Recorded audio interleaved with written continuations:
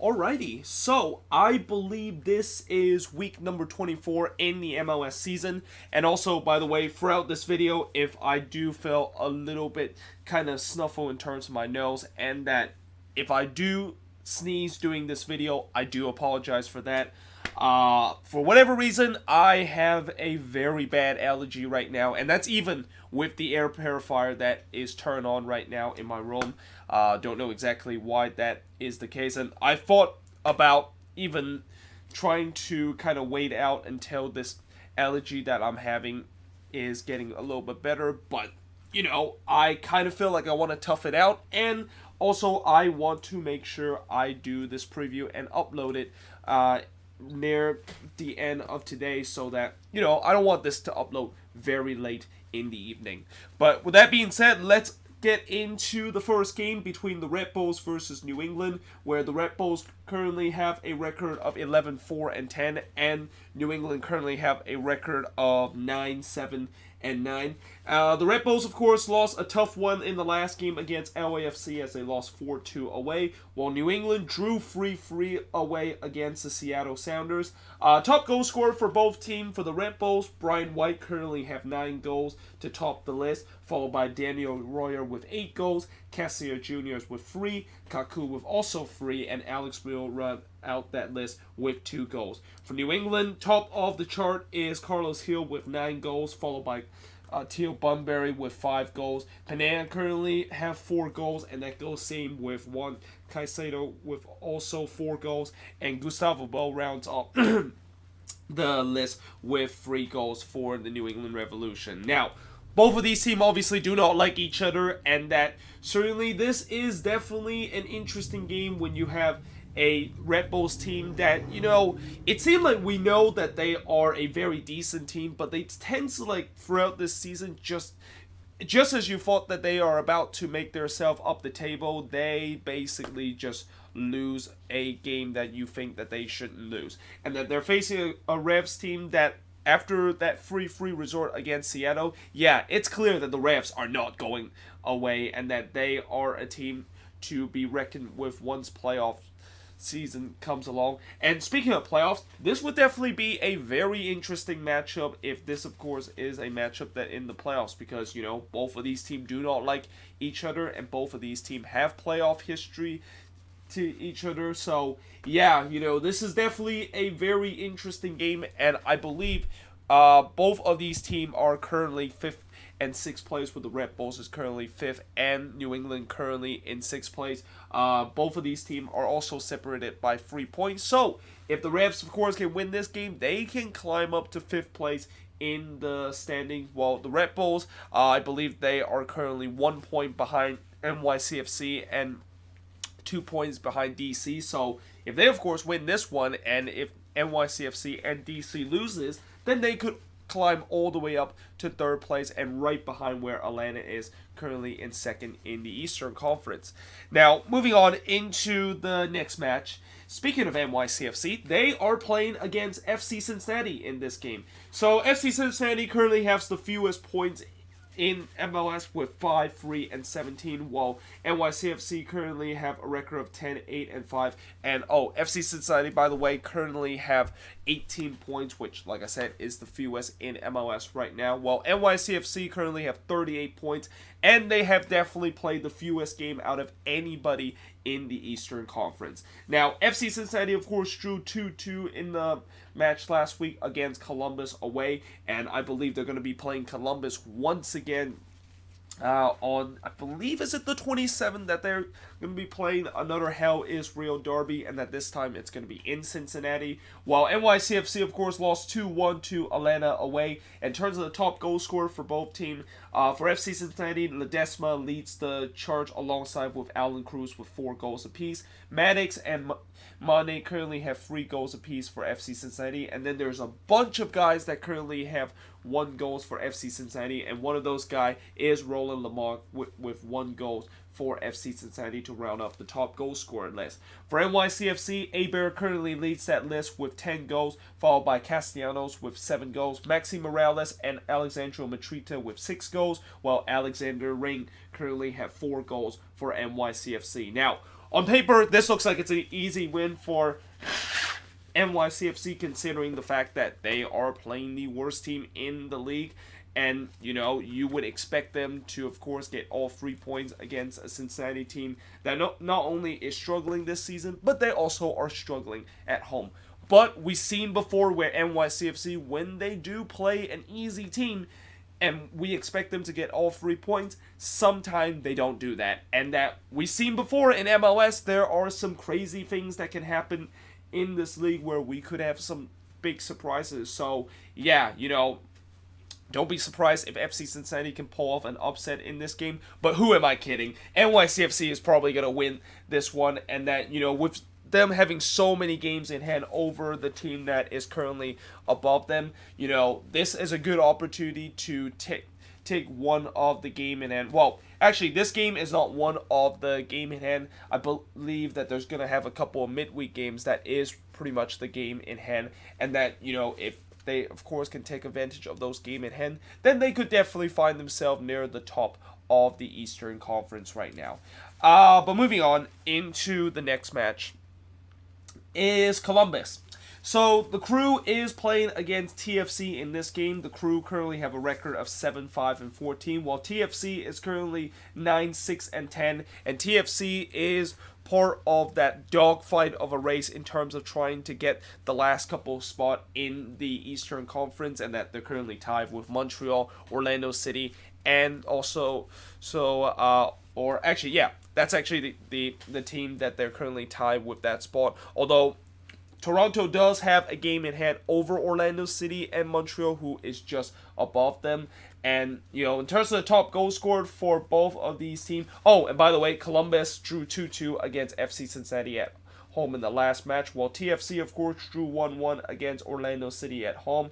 And for the top goal scorer for both of these teams, Zardes currently have 9 goals, with Pedro Santos with 8 goals, followed by that Josh William with 2 goals. Sorrow currently also have 2 goals, but he's no longer with Columbus Crew, while Higuain currently have 1 goal, although he's currently out for a long-term injury. For Toronto, Pozuelo and Altidore currently leads the chart with 9 goals. Nick DeLeon with 5 goals. Jordan Hamilton, who's no longer with TFC, currently have 4 goals for them this season. And Jonathan Osorio rounds up that list with 3 goals so far. So, yeah, for TFC, you would think that this is definitely a must-win game for them, considering the fact that they are in a dogfight with a couple of teams that are trying to get that last spot. Although this game is on the road against a Columbus team that definitely have seen to revive their season. Although I'm pretty sure, they're 7 points out of the playoffs and they have roughly about 8 games left of the season.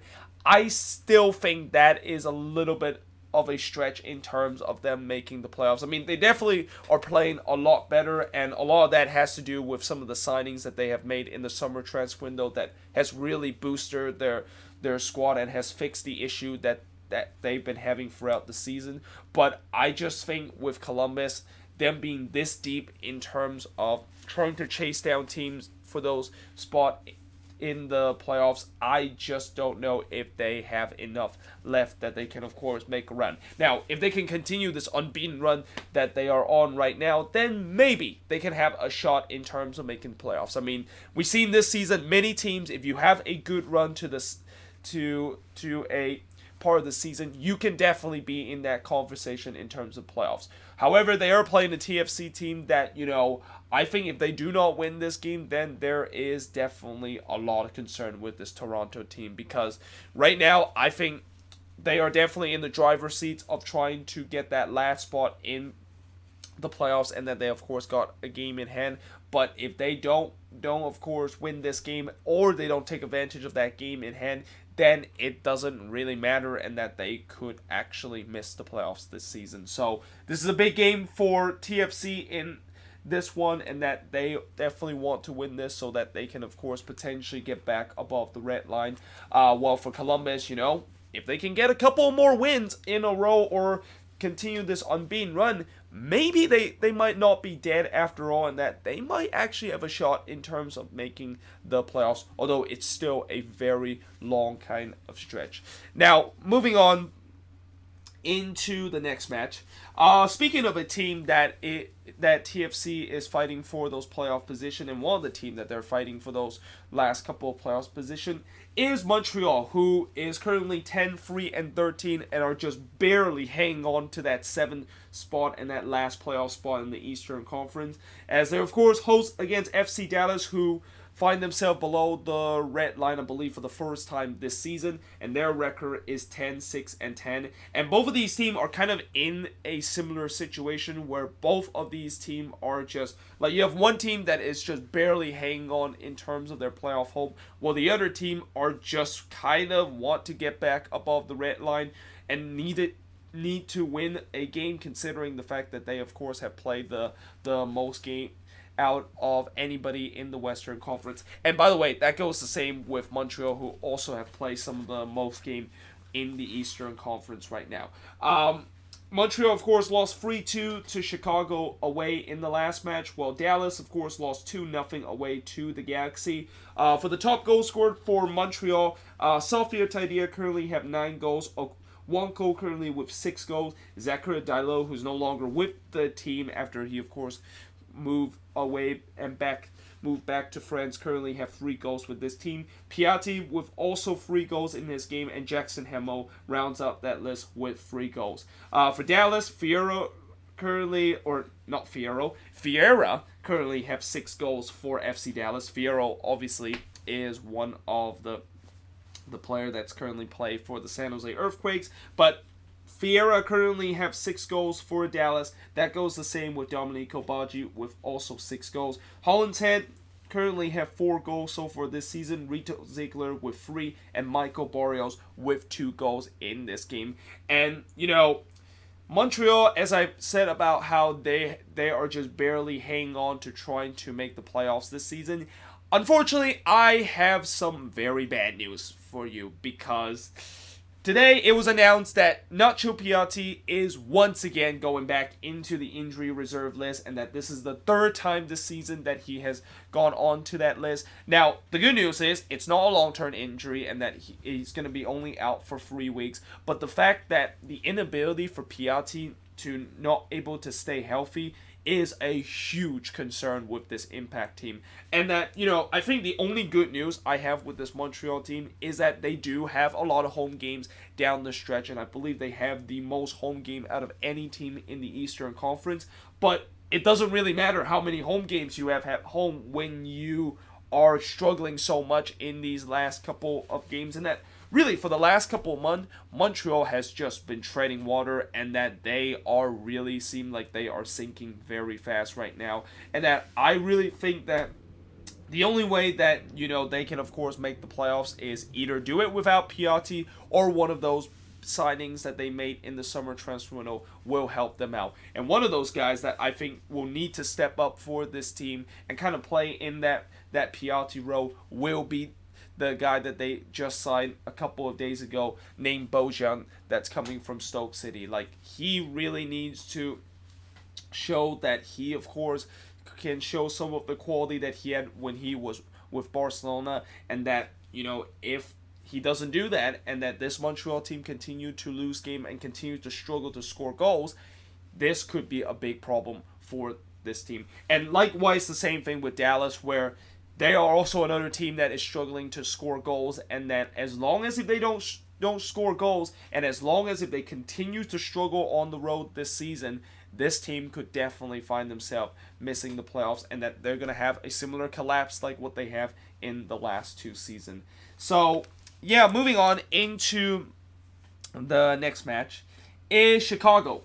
So the Chicago Fire currently have a record of 7-9-11, and they're playing against the Union, who is at the top of the Eastern Conference with a 13-6-7 record. Chicago, of course, lost a spirited fight against the Portland Timbers, where they were down to 10 men, but yet they still able to lost only by 1 goal and lost 3-2 against the Timbers away. While the Union, of course, won 2-1 against Houston at home. And in terms of your top goal scorer for both, of these teams. For Chicago, CJ Sapong currently leads the list with 10 goals. Nemanja Nikolic, who has really started to find his form again, currently have 9 goals so far. Nico Gaitan with 4 goals, which goes the same with Alexander Katai, who also have 4 goals and will be suspended in this game because of the red card that he received. And Mihailovic rounds off that list with 3 goals. For the Union, Shibilko currently leads the list with 11 goals, followed by Marco Fabian with 6 goals, Jamero Monteros with 4, Elzinho with 4 goals, and also Fafa Pico with 4 goals for this team. And that, for the Fire, they are definitely started to kind of cool off a little bit after, they kind of won a couple of games that maybe give them a little hope of making the playoffs. Now, this game, I think if they want to keep their chances of making the playoffs, and especially they are the team that currently have played the most game out of anybody in the Eastern Conference with 27 games, there is no doubt that they need to win this game. Although it's tough to say that they need to win this game against a team that is at the top of the Eastern Conference, that is the Philadelphia Union.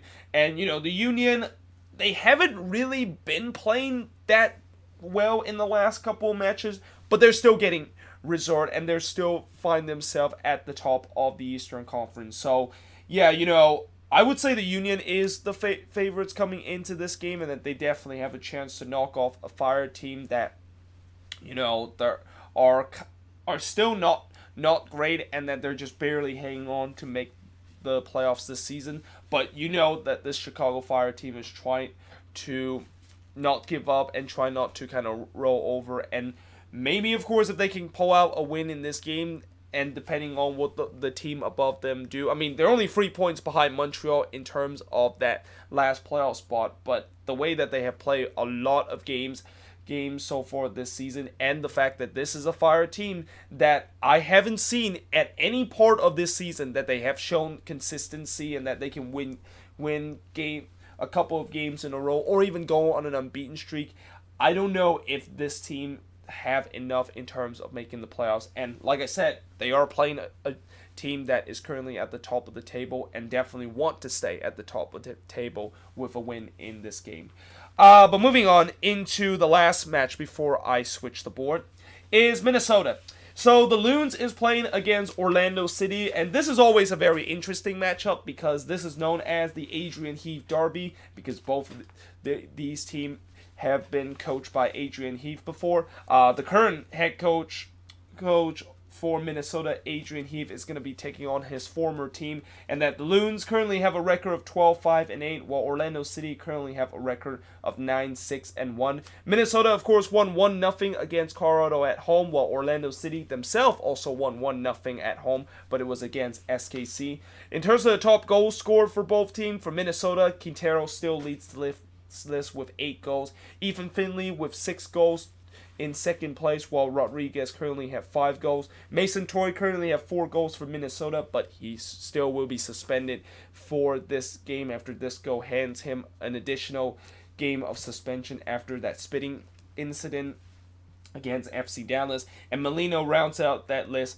with 3 goals. For Orlando City, Akindele currently leads the list with 9 goals and definitely have started to find a goal-scoring form in these last couple of weeks, while Nani currently is second with 8 goals. Chris Mueller with 5 goals, which goes the same with Dom Duarte, who also have 5 goals, and Patino currently have 2 goals to round off the list for the top goal scorer for Orlando City. And that, I know that whenever Minnesota play against Orlando City and whenever Adrian Heath face against his old team, he definitely wants to get one over his old employees, but at the same time, Orlando City definitely wants to win this game to, maybe keep pace in terms of those playoff position, and that both of these teams are kind of almost in a similar situation where, they really want to make the playoffs for the first time this season. Like, both of these teams are expansion team from a couple of years ago, and that, this is a big chance for them to make the playoffs for their first time ever. And I know Minnesota definitely has a bigger edge of becoming the team to finally make the playoffs for the first time this season because they're second in the Western Conference and they're 5 points clear of the red line. But having said that, Orlando City is a team that also want to make the playoffs, and that this is a good opportunity where, usually when we talk about Orlando City in the playoff race, eventually they, of course, would fade away. And the fact that they're still hung on in terms of this playoff contention for this long, something tells me they might not go quietly, and that they really want to get the last couple of spots in terms of the playoffs so that they can finally experience playoffs for the first time in 5 years. And that it's hard to believe Orlando City is one of the few teams that still have not made the playoffs in their franchise history, and that they came into this league 5 years ago, and that I believe they are one of the team that currently have the longest playoff drought right now in MLS. But moving on into the next match, and actually, before I move on into the next match, I am now going to be switching the boards and look at the last 6 games from this weekend's matchup. But next up is the Quakes. So they are in their second game of a 3-game road trip as they are playing against SKC in this game. SKC is 7-7-11 coming into this game, while the Quakes is currently 11-5-8 coming into this match. Both of these teams lost their match in last week's fixture, with SKC losing 1-0 to Orlando City, and actually they lost 1-0 to Orlando City during the middle of the week, while the Quakes lost 2-1 against the Redbulls on the road last weekend, which I was there to witness, and you know how much I was pretty pissed off about that.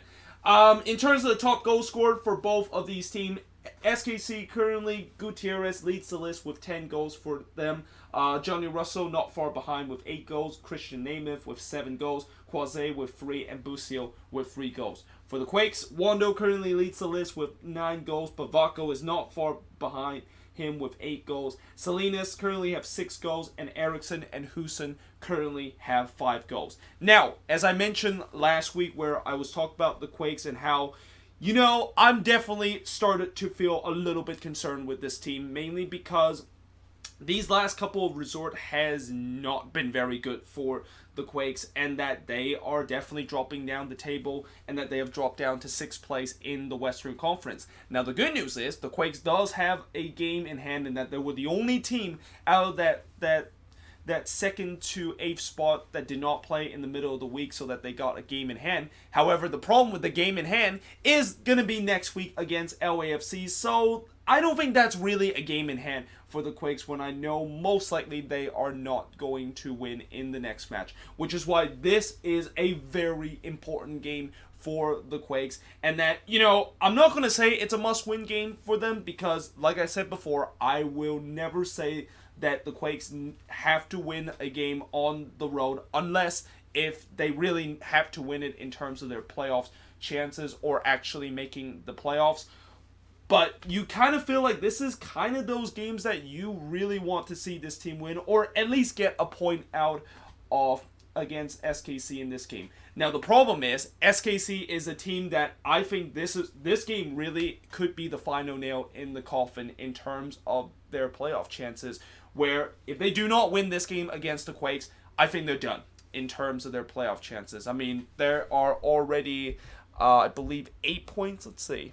9 points now behind Portland in terms of that last spot in the playoff picture, and that Portland does have a game in hand over them. So they are technically double digit kind of behind in terms of if every team have played the same amount of game, and that with time running out and with just 9 games left, I just think that if they do not win this home game, then they are pretty much done in terms of their chances. And I know there are some people that say that they're pretty much done too, because, as I said a couple of weeks ago, of how this is a make or break time for SKC, and that if they do not win some games in this make or break stretch, then they're done in terms of making the playoffs. And it seemed like that is the case from the first 2 games, but I really think this one will be the make or break one. If they do not get a win, even if they get a draw in this game, I still think it won't be enough for them. They have to win this game, or else I really think they're done in terms of their chances of making the playoffs, and that this is basically a repeat of what happened to TFC last year, where a team went deep into CCL, had multiple injuries that they have to battle with, and never got things going in the second half of the season.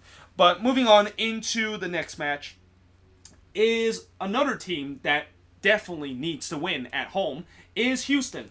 So the Dynamo is playing against the Rapids, and the Dynamo currently have a record of 9-3-13, while Colorado currently have a record of 7-5-13. Now, unlike Sporting KC, Houston, I think they definitely have a good chance of winning in this game, because while the Dynamo is winless in 4 games, they did fire Wilmer Cabrera last week, and that, we've seen many times before this season where whenever a team decides to make a coaching change, it does bring a little bit energy to that team, and that once the coaching change has made and the new coach has come in, you can definitely see that many times this season when that happens, teams tends to be more excited and play with more energy because they want to prove to this new coach that they deserve a spot in the roster.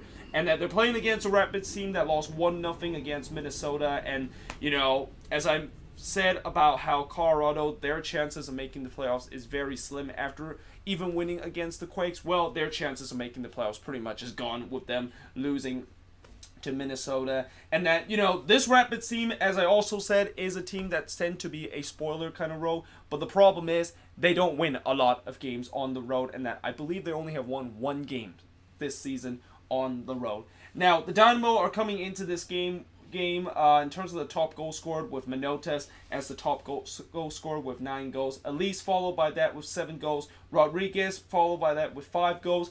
Thomas Martinez with 4 goals. And Tommy McNamara with 2 goals. Now for the Rapids, Kamara currently leads the list with 11 goals, followed by Diego Rubio with 7. Andre Shinishiki with 5 goals. Nicholas Mosqueda and Jonathan Lewis both tied at 3 goals apiece. And yeah, like I said, this is an absolute must-win for the Dynamo, not only just because they're at home, but I just think that, they're 6 points out of the playoffs, and that, if they want any chances of potentially getting above the red line, or actually, they're not 6 points out, they're actually 7 points out, as I now double-check the standings.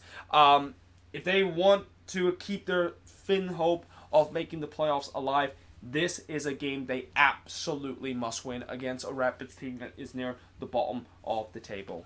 But moving on into the next match is the Galaxy. So the Galaxy is playing against the Seattle Sounders, and this also is a big playoff implication match, as it is whenever you have 2 teams that is in the Western Conference facing off each other, and 2 teams that is belonging in that bunch that is right now in the Western Conference, and that tight space between 2nd and all the way down to 8th place. The Galaxy, of course, got a much-needed win against FC Dallas in the last match at home 2-0, while the Seattle Sounders, they lose 3-0 to RSL, and their slump continues as they drop another game and drop down all the way to 5th in the standings. Top goal scored for the Galaxy, Zlatan unsurprisingly leads the charge with 18 goals. And then there is a huge gap in terms of the top goal scored, with Fabian Alvarez and Daniel Sturridge currently with 3 goals, and Jonathan Dos Santos and Uro Atuna with 2 goals. For the Sounders, Rui Diaz currently leads the list with 8 goals, followed by Jordan Morris with 7 goals. And then there's a three-way tie for 5 goals with Nicholas Ladero, Calvin Leerdam, and Harry Shipp with 5 goals apiece. Now, as I said about the fact that this is a big playoff implication match, I think both of these teams definitely want to get a win. And that, for the Galaxy, yes, they're now in 3rd in the Western Conference. But the thing is, there is still a lot of question with this Galaxy team. And that, we don't know exactly, in the last game, I talked about how Pavone definitely made a big impact to that team. The question is, can he, of course, continue to do that? And that, is the Galaxy going to just continue to be kind of like a one-dimensional team? And hopefully Zlatan can basically score for them and help them bail them out to get victory. Because throughout the season, it's clear that Zlatan is really their only goal scorer. And that when he's not scoring goals, this team struggles and do not get resolved. While the Sounders, we talk about how they are really slumping. And I know they have a lot of injuries that they are battling right now, especially the back line. But having said that, you got to start picking up points, and that you don't want to have a situation where when you do get most of those star player back, then you're going to have to find yourself in maybe like 7th or even down near 8th place and below the red line, and you need to fight your way back to try to get above the red line. And that, there's still no guarantee the fact that the Sounders for the remaining of the season is going to get that star-studded kind of talented lineup that they have. It's been a long time since they have that star-studded lineup that featured the likes of Nicholas Adero, Rui Diaz, Brad Smith, Kelvin Leerdam, Kim Ki-hee, Gustav Svensson, and basically the meat of this team in the starting 11. They have suffered so many injuries this season that they haven't really put out the strongest starting 11 for a long time, and there's no guarantee that even when they do get some of these guys back from injury, what if another guy decided to go down on injury, and that now you're going to still miss a couple of key pieces to what you're supposed to be the strongest starting 11 that you are starting. So I do have some concern with the Sounders, and that it's clear that this team do not have a lot of depth whatsoever, and that does make me not only concerned about the fact that whether or not if they can get it together to try to make sure they don't just fall so far below the table that they could be in danger of missing the playoffs, but it's just that what about their MLS Cup chances, and that I really think from a couple of months ago, I thought this would be the only team that can challenge LAFC and that chances of going to MLS Cup and represent the Western Conference in terms of being in MLS Cup. But now, seeing how the depth is that their team has, and seeing guys just constantly getting injured with this team, I'm not so sure that they have enough to go into the playoffs, and that even if they do make the playoffs, I'm not so sure this team have enough to actually make a deep run to, really challenge some of these big teams and actually go to MLS Cup. So, yeah, I do have a lot of concern with the Sounders team right now, and that this is a big game for them, and that they really need to get 3 points in this game to stop kind of the bleeding that they are. I mean, after all, they're now all the way down to 5th in this Western Conference standing, which is the lowest point that they have gone throughout this season. Now, moving on into the next match, and besides the MLS Cup rematch that we're going to have at the end of the week, there is no doubt that this match is one that a lot of people would be paying attention to, and if it wasn't for the rematch of MLS Cup happening this week, this would be the game of the week, because you have RSL playing against LAFC, and that you got a RSL team that has just been on Fuego mode in these last couple of weeks, have a record of 12-4-9, facing against an LAFC team that is basically running away with not only the Western Conference standings, but just the Supporter Shield race with a record of 17-4-3, and on verge of a historic regular season that we have never seen in MLS before. But they have to face against an RSL team that, as I mentioned, they're red hot right now. They're unbeaten in 6 games. They have not lost at home in what seems like forever this season. And LAFC, of course, did win 4-2 against the Redbulls at home. Now, in terms of the top goal scored for RSL, Rusnak and Johnson currently ties that list with 9 goals. Savarino currently have 6 goals, and Krylak and Corey Bear with 4 goals apiece. For LAFC, Vela currently leads the list with 23 goals as he continued to chase down Joseph Martinez for that record for the most goal in a single season. Rossi currently have 13 goals, followed by Diamande with 7 goals. Mark Anthony Kay and Latif Blessing both have 4 goals apiece. And, for RSL, we have seen throughout this season that even if they face some of the best team in the league at home, they still able to get all 3 points. Now, the question is, they are going to be facing not just the best team in the league, but really the best team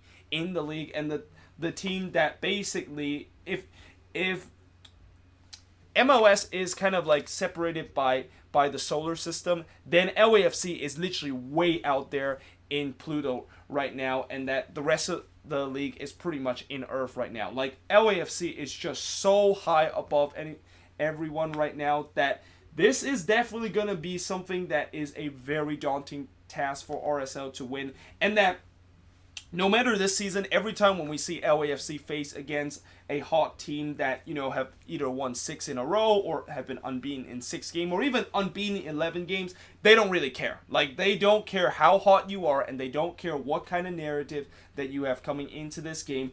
We are going to put 100% in terms of the squad that we have, and that we, of course, will play to the best that we ever had, to pretty much compare to the rest of the league that is just completely unfair in terms of the quality, and that they usually, of course, at the end of the day comes out victorious. But still, at the end of the day, this is still a very intriguing kind of matchup, and yeah, I wonder, like, if RSL does win this, then this team is definitely be a team that you got to pay attention in terms of heading down the stretch in terms of the Western Conference, and that this is the one team you definitely do not want to face in the playoffs. And that if there is a game where, I talk about LAFC don't care about the narrative of their opposition and how hot they are, but at the same time, if there is one team that can really knock down LAFC and know how to knock them down, it would be RSL, who have already done it last year in the playoffs. And that, yeah, they also, this is another game where not only they want to beat the best team in the league, but they definitely have not forgot about what happened last year when they had a 5-1 when LAFC handed a 5-1 beaten at home on the road against RSL, and that I believe that's the worst ever loss that RSL has ever suffered at home. So there's no doubt that RSL not only wants to beat the best in the league, but they want revenge from what happened last season. But moving on into the next match is Vancouver. So the Whitecaps is playing against DC United, and the Whitecaps is one of the worst teams in the league, and one of those teams that clearly their season is pretty much done, and most of those players are more looking forward to going on holiday when the season is over more than actually thinking about playing for the remaining of the season. Their record is 5-9-12, while they're playing against a DC team that currently have a record of 10-9-7.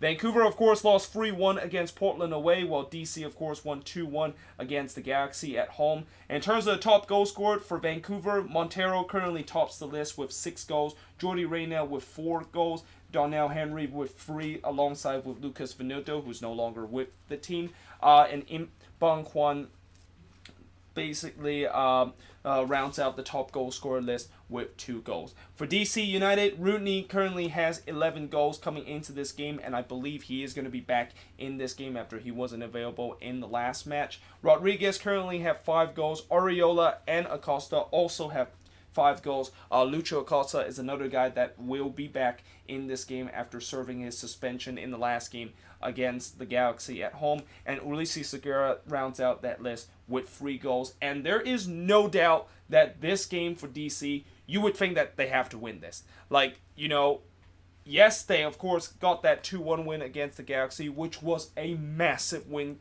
for them. And that win seemed like could be the turning point in terms of them potentially going on a bit of a run and trying to maintain the top 4 spot and host a playoff game at Audi Field. And now they're going on the road to play against a Whitecaps team that, like I said, most of those players are already looking forward to vacation more than actually playing the remaining of the season. So there is no excuse for DC to drop points in this game, and that they should be able to get all 3 points in this match against the Whitecaps. And last but not least is the game that I'm pretty sure a lot of people have been waiting for me to talk about, and I do thank everyone that of course are still watching this video, and that you of course are patiently waiting for me to talk about the rematch of MLS Cup, and that of course is the Portland Timbers against Atlanta United. Now the Timbers are coming into this game 11-4-9, while Atlanta coming into this game with a record of 13-3-9, and that Portland of course coming off with a 3-2 win against Chicago at home, which gives them not only 3 points, but give themselves back above the red line for the second time this season. While Atlanta United, of course, won 2-1 against NYCFC at home, but really in the last match, I think a lot of Atlanta fans are still thinking and kind of celebrating on the fact that they once again won another trophy, and that they of course beat Club America in the Campeones Cup and become the first ever MLS team to win the Campeones Cup against a Liga MX opponent. Now, in terms of the top goal scorer for both of these teams, for Portland, Brian Fernandez currently leads the team with 10 goals, Ibobasi with 8 goals, Valeri with 6, Blanco with 4, and Paredes with 4 goals. For Atlanta, Joseph Martinez currently leads the team with 20 goals so far. Then it's Gresso with 4, Barco with 4, Pity Martinez with 3, and Justin Miram rounds up the list with 3 goals. Now, there is no doubt that when I look at this match, if I had to make a prediction of who's going to win this match and that who is going to be the favorites in this game, there's no doubt that I predict Portland is going to win this and that they are going to be favorites coming into this match. Why? Well, as I mentioned with Atlanta in the last match against Club America, which they of course beat them to win Campeones Cup and become the first ever MLS team to do so. Well, you know, when you're a team that just won silverware and that you are in such a kind of high moment, and then literally 3 days later you are expected to turn around after winning a silverware and certainly having one of the making a history not only in your team but also in the league, and that you're in just such a high kind of point and that you're almost in a celebration kind of point, that you have only 3 days to just kind of forget about it and that just kind of have that same mindset of playing a very important game against the Portland Timbers. And that is something is incredibly hard for a team to do, and especially the fact that in that Club America game that they play in the middle of the week in the Campeones Cup, it was a very physical game. Like, it seemed like Atlanta really went 150% in that game, and that I think that was probably the most passionate Atlanta United team that I've seen play against Club America all season long, and really even in their entire history, and that they really took it to Club America and that they really show that passion and show that determination to not only win another trophy but win the Campeones Cup and become the first team to ever do that. And while that of course is great things to do, that does mean that they are going to be very physically tired out after the next game. And unfortunately, the next game that they're playing is literally 3 days from now against the Timbers. Well, actually, technically 5 days out, and that they have to, of course, fly all the way across the other side of the country on a relatively short week against a Timbers team that definitely wants to get a win to continue to rack up points at home and continue to climb up the table. Yeah, you know, I really think that it's clear that Portland has a lot of advantage of this, both in terms of the fact that they have a very good home record against an Atlanta team that I also haven't even mentioned the fact that they have been very poor this season on the road, and I believe they have now dropped 6 straight road games this season, which, you know, is definitely something that is unlike Atlanta, especially how good they have been coming into the league, both home and away. And Portland does definitely have more of the rest and are a team that really want to prove something in this game, whereas Atlanta, you know, they definitely are happy with the Campeones Cup that they won, and that they don't necessarily have to win this game against the Timbers to of course, you know, be near the top of the standing of the Eastern Conference.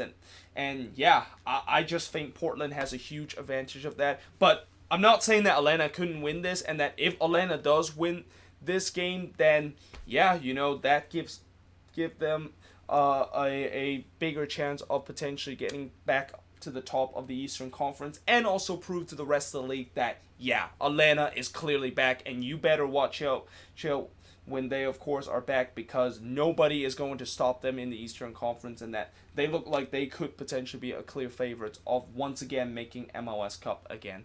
But yeah, there you have it. That is pretty much it for the preview of this weekend game. We have a lot of big weekend games that's going to be happening, and a lot of games that is actually going to take place in a very congested kind of time, where most of the game is going to be take place between that 4 o'clock to around 7 o'clock spot, which means that there's going to be a lot of games that's going to be overlapping each other, which also means that I'm going to potentially miss some of these games and won't really get a chance to watch like all of these games at the same time. But still, I'm gonna try my best, and if I don't watch some of these games this week, I always can go back to look at the condensed match to see what exactly happened in the game, and just basically talk about what happened in the game during the review that I am of course going to do either on Sunday or Monday, or actually I think most likely I'm going to do it on Monday because of the fact that on Sunday I actually have to go somewhere